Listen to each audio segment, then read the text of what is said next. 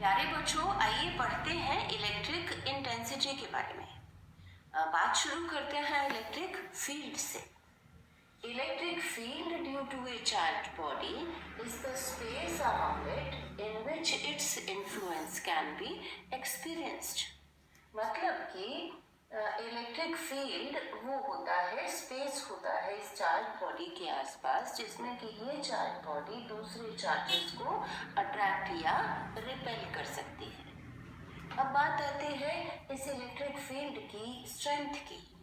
Strength of electric field is called electric intensity. Suppose we want to find out electric intensity at point P in an electric field. By definition, electric intensity at a point in an electric field is the force experienced by unit positive charge placed at this point. अब इसका मतलब ये हुआ कि अगर हम यहाँ electric intensity find out करना चाहते हैं तो यहाँ यूनिट पॉजिटिव चार्ज रखें और कूलम्ब्स लॉ से इन दोनों के बीच में फोर्स फाइंड आउट कर लें। Force acting on unit positive charge is electric intensity.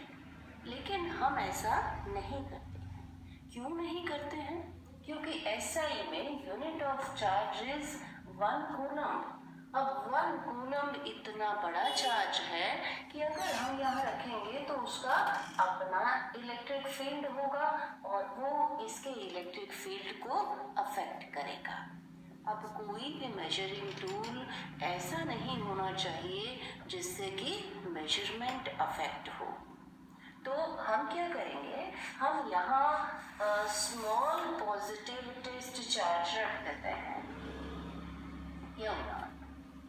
Positive charge लेना कन्वेंशन है and Q naught is very small so that its electric field is negligible. It will only measure the electric intensity at point P due to this charge body. Test charge इसको इसलिए कहते हैं कि ये test करेगा, major करेगा electric intensity. इसको source charge कहते हैं क्योंकि इसका इलेक्ट्रिक फील्ड हम कंसिडर कर रहे हैं। तो हम फाइंड आउट कर लेते हैं force on charge Q naught according to Coulomb's law find out कर लेंगे और मान लीजिए कि ये फोर्स आता है F। तो यहाँ से हम फाइंड आउट कर लेते हैं force on unit charge. Simple mathematics. अब चार्ज Q नॉट पे फोर्स लग रहा है F, यूनिट चार्ज पे कितना लगेगा F factor divided by Q not. और बाय डेफिनेशन ये क्या है, इलेक्ट्रिक इंटेंसिटी। अब ये इलेक्ट्रिक इंटेंसिटी किस केस में होगी, इसकी limiting value when Q not approaches 0, when Q not becomes negligibly small. So this is electric intensity. चलिए अब फाइंड आउट करते हैं electric intensity at a point due to a charge Q when charge Q lies at origin. So let us consider charge Q at origin. Suppose we want to find out electric intensity at point P, which is at a distance r from origin, that is OP vector equal to r. So we place its small test positive charge Q naught at point P, whose coordinates are x, y and z. According to Coulomb's law, force on Q naught, मान लीजिए कि ये force है F।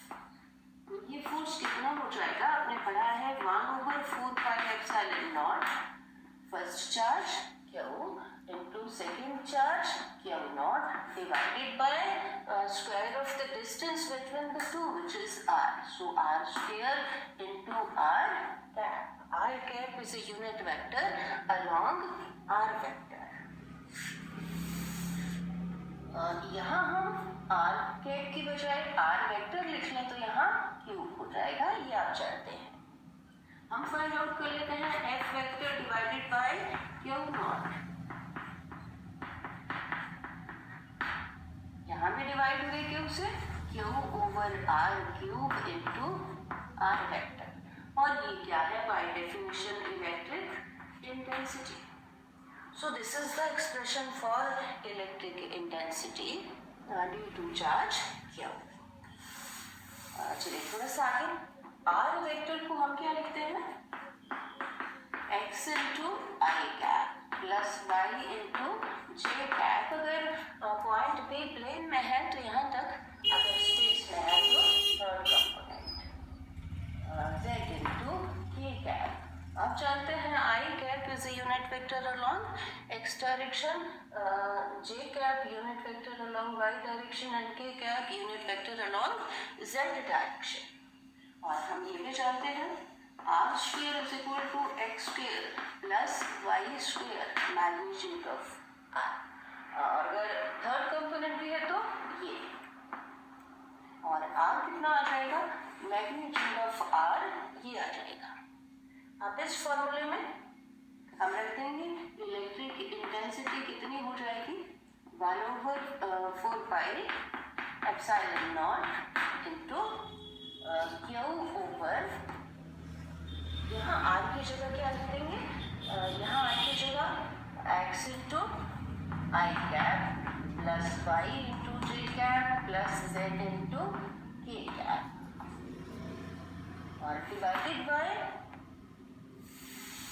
Are cube की जगह x square plus Y square plus z square power 1/2, और यहाँ cube था तो ये पावर 3/2। ये आ जाएगी इलेक्ट्रिक इंटेंसिटी। चलिए इसके तीनों कंपोनेंट्स लिखते हैं। तो ये आ जाएगी इलेक्ट्रिक इंटेंसिटी, ये इसके एक्स कंपोनेंट, वाई कंपोनेंट और जेड कंपोनेंट। चलिए अब फाइंड आउट करते हैं electric intensity due to a point charge when the charge lies anywhere, like the charge lies at point S whose position vector is r dash, and we want to find out electric intensity at point P whose position vector is r vector. We place a small test charge Q naught at point P. According to Coulomb's law, force on charge Q naught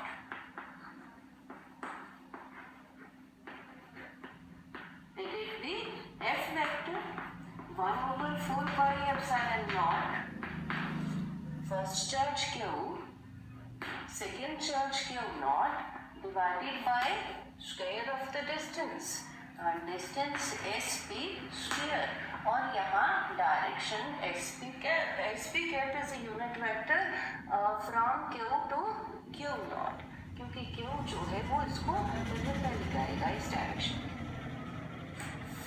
अब यहाँ cap की जगह हम लिख लेते हैं vector, और यहाँ क्यूब आ जाएगा। यहाँ से फाइंड आउट करेंगे F vector divided by Q not which is electric intensity. ये आ जाएगा 1/4 पाई एप्सिलॉन नॉट, यहाँ पे डिवाइड हो गया क्यू से, तो Q over S P Q into S P vector. अब हम एस पी वेक्टर को फाइंड आउट कर लेंगे in terms of R dash and R vector. S P vector plus, अब ये वेक्टर और ये वेक्टर ट्राइंगल के दो साइड से रिप्रेजेंट हो रहे हैं in same order, means R dash vector plus SP vector is equal to third side of the triangle taken in opposite order. SP vector क्या हो जाएगा? इसके बराबर, और यहाँ इसमें सब्स्टिट्यूट कर दो। E vector equal to कितना हो जाएगा? 1/4 pi epsilon naught into Q over SP की जगह हम लिख देंगे R minus R dash vector इसका मैग्नीट्यूड और Q into SP vector R vector minus R dash vector. सो